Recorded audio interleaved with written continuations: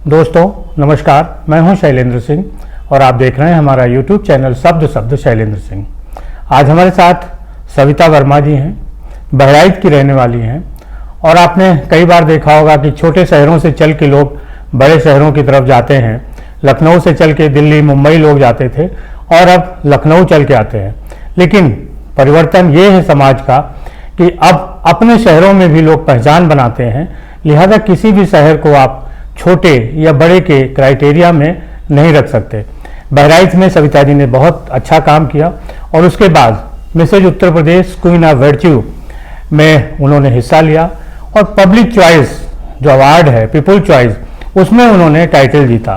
तो आप समझ सकते हैं कि उनको कितने सारे व्यूज़ मिले होंगे, कितने सारे लोगों ने लाइक कमेंट किया होगा, तब उन्होंने अवार्ड जीता। आज हम आपकी मुलाकात सविता जी से कराएंगे। सविता जी, बहुत बहुत स्वागत आपका। धन्यवाद सर। पहले तो आप इस प्रतियोगिता के बारे में बताइए कि कैसे आपने इसमें हिस्सा लिया और जो पीपल चॉइस अवार्ड आपको मिला, कैसा लगा जब ये अवार्ड मिला? इसकी जानकारी मुझे एक चैनल के माध्यम से मिली। मैंने उस पर पता किया और मुझे मैम से बात करके सारी जानकारी ली। फिर वहाँ गए, अच्छा इवेंट रहा और पीपल चॉइस का जो खिताब मिला बहुत अच्छा रहा और मैंने बहुत कुछ सीखा इस इवेंट में आकर, जो हमारे लिए बहुत बड़ी हिम्मत बनी और हमारे शहर की महिलाओं के लिए बहुत बड़ी हिम्मत बनी। ये पीपल चॉइस का अवार्ड जो हमें मिला वो मेरे लिए बहुत ही अच्छा रहा। फिर जब आप बहराइच पहुंची तो कैसे पब्लिक ने वेलकम किया, साथियों ने? जैसे लगा सब कुछ बदल गया है। पहले तो मेरा कॉन्फिडेंस बहुत बढ़ा और वहाँ ने बहुत अच्छा स्वागत किया, शायद वो उम्मीद से मेरे ऊपर था और बहुत ही अच्छा रहा।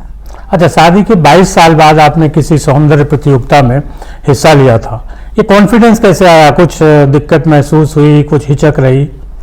नहीं, हमेशा से कुछ ना कुछ करते आए हैं और ये इवेंट मेरे लिए कुछ अलग था, तो लगा इसमें हिस्सा ले और खुद को डेवलप करें और मैंने हिस्सा लिया और उससे काफ़ी कुछ हमें अपने आप को डेवलप किया और हम जो हमने डेवलप किया उससे कई लोगों को प्रेरणा मिली।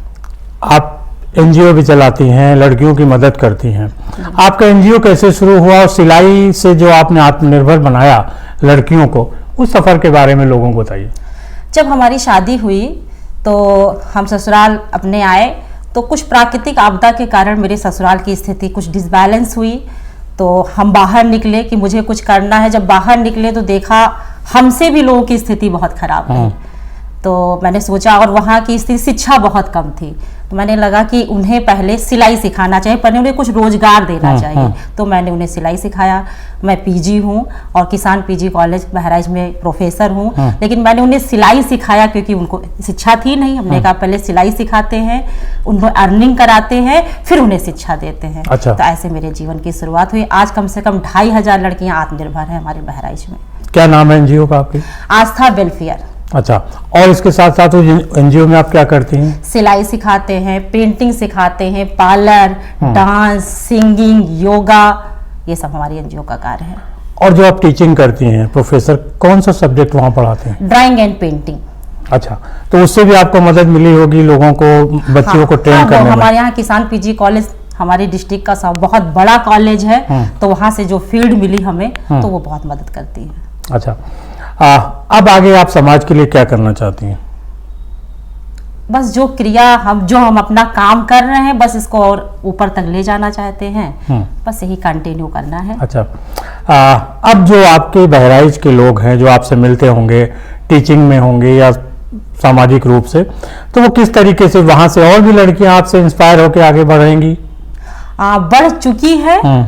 बढ़ चुकी हैं और कितना बढ़ेंगी वो तो वक्त बताएगा। अच्छा, और इस ब्यूटी प्रेजेंट में आपने हिस्सा लिया, आगे कुछ प्लान है कि अगर ऐसे अवसर मिले तो हम आगे और बढ़ेंगे? हाँ, जरूर बढ़ेंगे। हाँ, अवसर मिला तो और बढ़ेंगे, आगे बढ़ेंगे।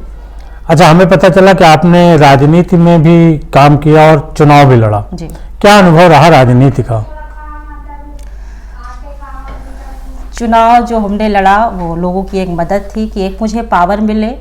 हमारा जो एनजीओ था उसमें हम लोगों की जो मदद कर रहे थे, तो लगा कि एक पद मिल जाएगा तो हम उनकी और मदद कर सकेंगे। सरकारी योजनाएं बहुत सी चलती हैं जो हमारे क्षेत्र में लोगों तक नहीं पहुंच पाती हैं, तो लगा कि हम उनकी और मदद करेंगे, तो अच्छा रहा। अच्छा, सामान्य तौर पे लोग सोचते हैं महिलाओं के लिए कि ब्यूटी का क्षेत्र और पॉलिटिक्स ये दोनों बहुत अच्छा नहीं है। आपकी क्या राय है? आपने दोनों क्षेत्रों को देखा है, कुछ बताइए कि क्या आपकी राय है? हाँ, स्ट्रगल तो बहुत है, वो मैंने झेला, लेकिन ये है कि हमें आगे निकलना है तो लोगों को समझाना बताना पड़ता है और हम अपने को बैलेंस करके चलते हैं। जब राजनीति में रहते हैं तो राजनीति की तरह रहते हैं, जब यूट्यूब में आते हैं तो ब्यूटी की तरह रहते हैं, तो हर जगह मेरा जो रोल होता है वो चेंज होता रहता है। तो इस तरह से बैलेंस रहता है तो फिर बहुत ज़्यादा दिक्कत नहीं होती। जो आपने चुनाव लड़ा जी, क्या लोगों की अपेक्षाएं नेताओं से होती हैं और किस तरीके की मुश्किलें आती हैं चुनाव जीतने में? जैसे कि एक तो जाति का सबसे बड़ा प्रभाव रहा, जो हमने महसूस किया कि एक लोग ये नहीं देखते हैं कि व्यक्ति कैसा है। धर्म और जाति का एक चुनाव रहा, जिसके कारण थोड़ा सा मुझे असफलता भी देखनी पड़ी।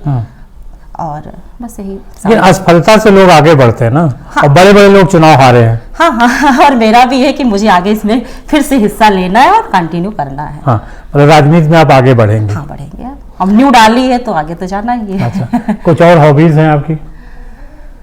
पेंटिंग और राजनीति है, पेंटिंग है, डांस है, फैशन डिजाइनर है, योगा ट्रेनर है, ये मेरे। अच्छा, कुछ लड़कियों की शादियां भी आपने कराई हैं? हाँ, बस मदद करते रहते हैं। महिलाओं के लिए जितना भी कुछ हो सकता है वो हम हेल्प करते हैं। तो इस सारे आपका जो काम है इसके पीछे प्रेरणा कौन है? कहाँ से मदद मिलती? परिवार किस तरीके से हेल्प करता है? परिवार हमारा बहुत हेल्प करता है। जो भी हम करना चाहते हैं वो तुरंत कहते हैं कि जो भी तुम्हारा मन हो वो तुम करो। और प्रेरणा मिलती है परिस्थितियों से, क्योंकि मुझे लोगों की मदद करना अच्छा लगता है, बचपन से अच्छा लगता है। तो जैसी परिस्थितियां देखते हैं सामने वाले की है, उसी परिस्थितियों को सॉल्व करने की कोशिश करते हैं और काम हो जाता है। और काम हो जाता है। अच्छा, कुछ आप बहराइच या आपके जैसे शहरों की जो महिलाएं हैं, शादीशुदा हैं, आगे बढ़ना चाहती हैं, उनके लिए कुछ कहना चाहती हैं? शादी के बाद लड़कियां रुक जाती हैं, लेकिन अगर आपकी इच्छा है, परिस्थितियां कैसी भी हो, आप धीरे धीरे एक एक कदम रखिए, परिवार और लाइफ को बैलेंस करिए। बैलेंस जरूरी है। आप समाज और दोनों को बैलेंस करेंगे तो कोई दिक्कत नहीं आएगी। देखा है कि महिलाएं काम करती हैं तो घर छोड़ देती हैं, घर में रहती हैं तो समाज छोड़ देती हैं। तो अगर आपको कुछ करना है तो आपको मेहनत तो रहेगी, बस अपना हौसला कायम रखिए और दोनों को बैलेंस में रख के चलिए तो सफलताएं बहुत अच्छी मिलेंगी और आगे तक आप सफ़र करती रहेंगी। बहुत शुक्रिया सविता जी। धन्यवाद सर। और दोस्तों आपका भी बहुत शुक्रिया कि आप इतने लंबे समय तक हम लोगों को देखते हैं। आपने सविता जी की कहानी सुनी और उन जैसी तमाम महिलाओं के लिए प्रेरणा स्रोत हैं जो आगे बढ़ना चाहती हैं। शादी के 22 साल बाद उन्होंने खिताब जीता। तो आप ये मत समझिए कि शादी हो गई तो अब हम फैशन की दुनिया में या पॉलिटिक्स में या समाज सेवा में कुछ नहीं कर सकते।